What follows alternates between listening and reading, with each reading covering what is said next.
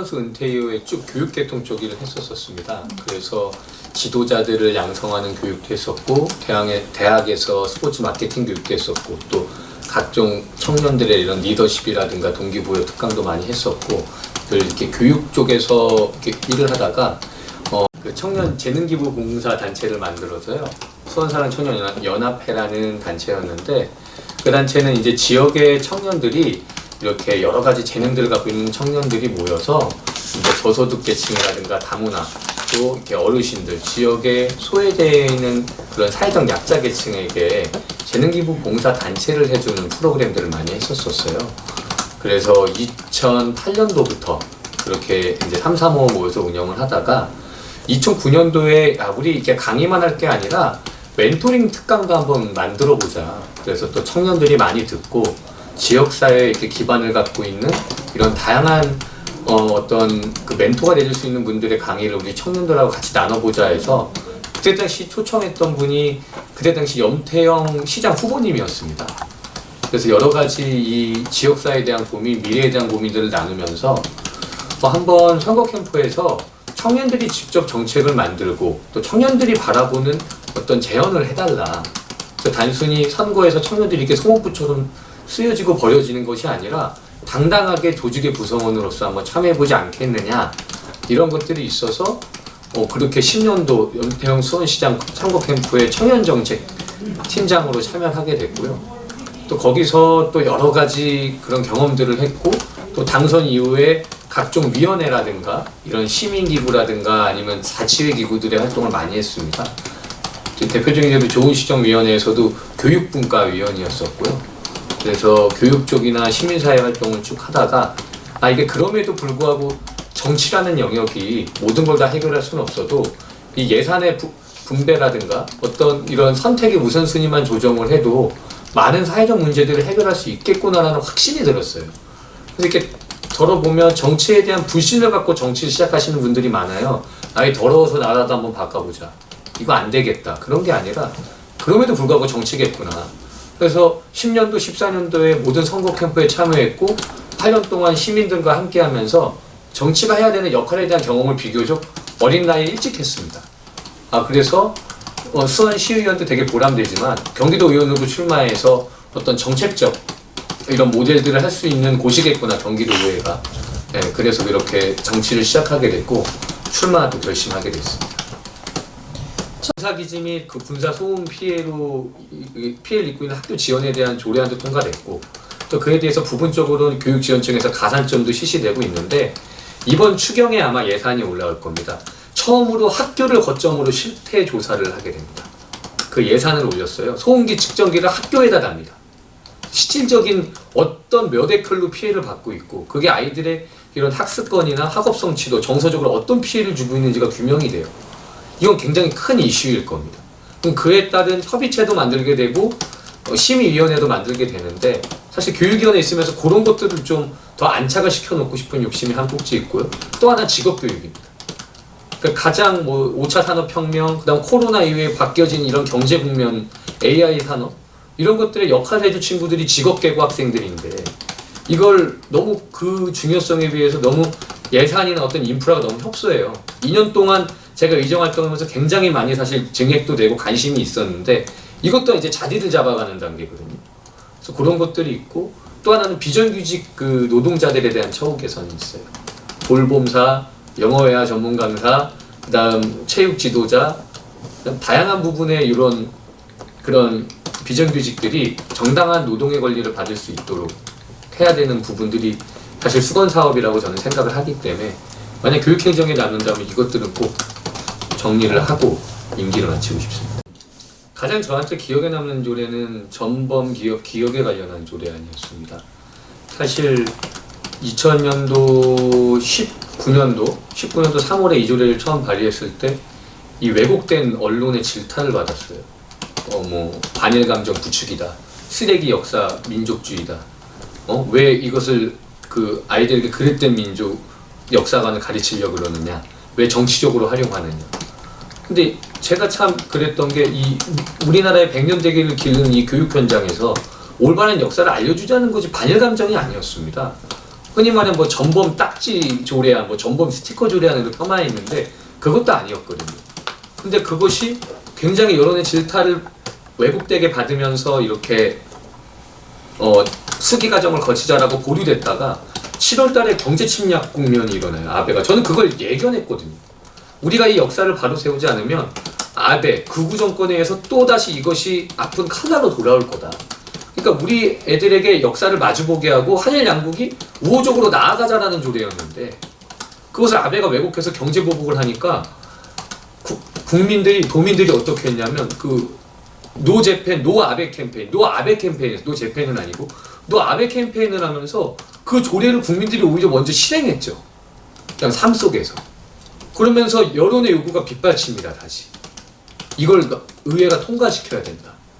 그래서 거의 이제 만장일치로 대다수 만장일치로 통과가 됐던 조례가 있었습니다. 저는 그 과정을 거치면서 정말 많은 수많은 인터뷰와 아직도 이 잔재가 친일 잔재가 남아있는 이 언론과 경제 그들이 올바른 역사 진실을 말했을 때 어떻게 작동하는지를 제 의원 개인으로 너무 피부로 저는 와닿으면서 배웠다. 그래서 저한테는 사실은 두 가지 조례지만 군사기지 조례안과 더불어서 하나를 말하라면 정범기업 기업에 관련한 조례안이 가장 저는 뜻깊게 생각합니다. 저는 교육부는 정치 논리에 휩싸이면 안 된다. 우리나라의 100년 대계를 만들어가는 겁니다. 이 북유럽이나 교육으로 존경받는 핀란드나 어떤 독일이나 이런 국가들을 보면 교육 정책이 바뀌지 않아요. 적어도 10년은 세워놓고 갑니다.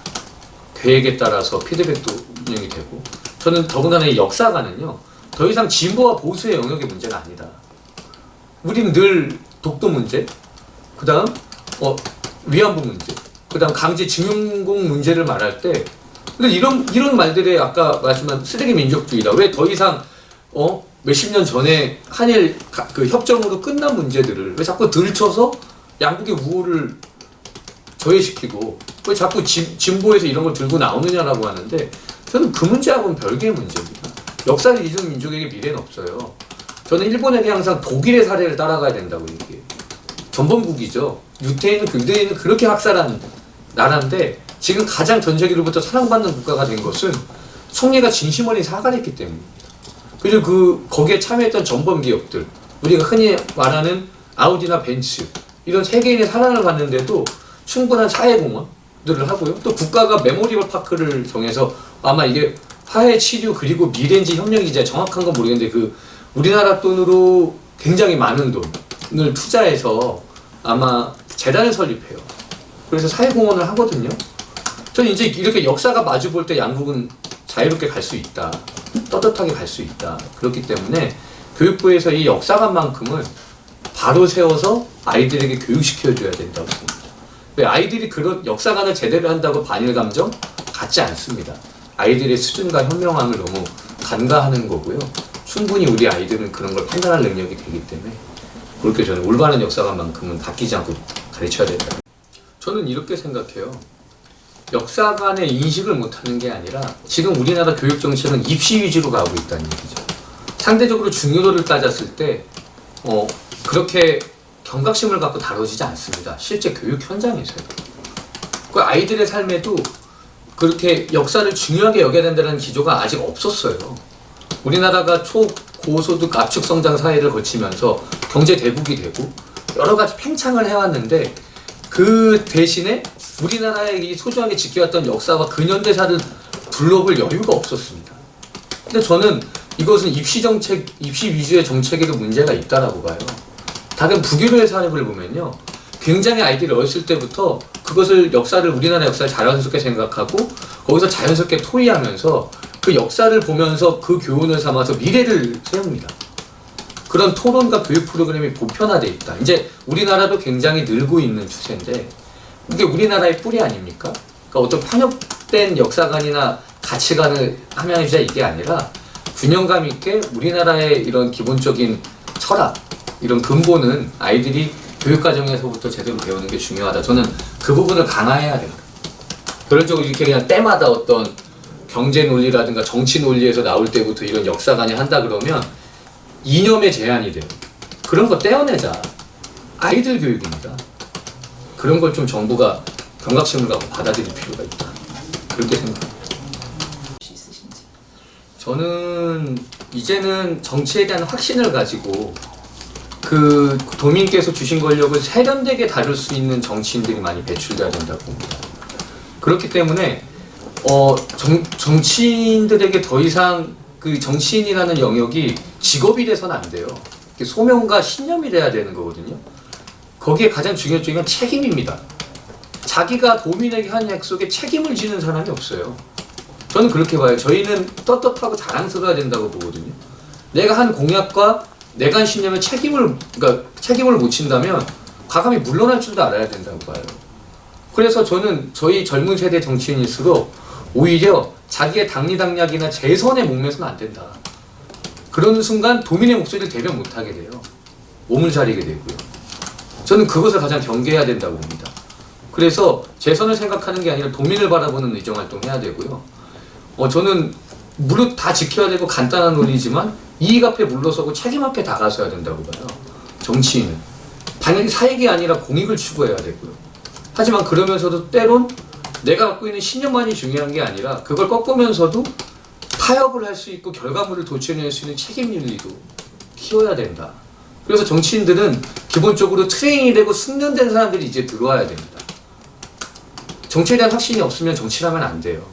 그래서 저는 앞으로 그런 시스템을 정착하기 위해서도 우리 청년 정치인들이 많이 입성해서 도민에게 이렇게 확신을 젊은 청년들이 계속 이렇게 경험이 부족하거나 어떻게 잘 해 나가겠어라는 의문이 있지만 그런 것들을 자꾸 와서 깨고 정말 새로운 영역들과 새로운 가치관을 가진 다양한 사람들이 들어오는 것도 도민한테는 나중에 건강한 사회를 만드는 데 참 도움이 되겠구나.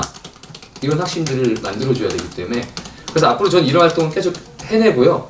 정말 제가 지방분권으로 이어지는 그 시대에 저는 정말 그걸 이끌어 나갈 수 있는 지도자가 되고 싶다. 강력한 이제 지방자치단체나 어떤 지방의 의회에서 입법권, 행정권, 조직권을 이제 갖고 이양돼야 되는 단계로 넘어갑니다. 그러면 정말 어떤 그 일본의 현처럼 혹은 미국의 주처럼 이제는 정말 강력한 권한을 가질 수 있는 그 도시만의 정책과 방향을 설정할 수 있는 정치인들이 나와야 돼요. 그렇기 때문에 저는 그것을 이끌어 나가는 지도자가 되는 게 제 목표고요. 그래서 앞으로도 정말 소신을 가지고 정치를 해나갈 생각입니다.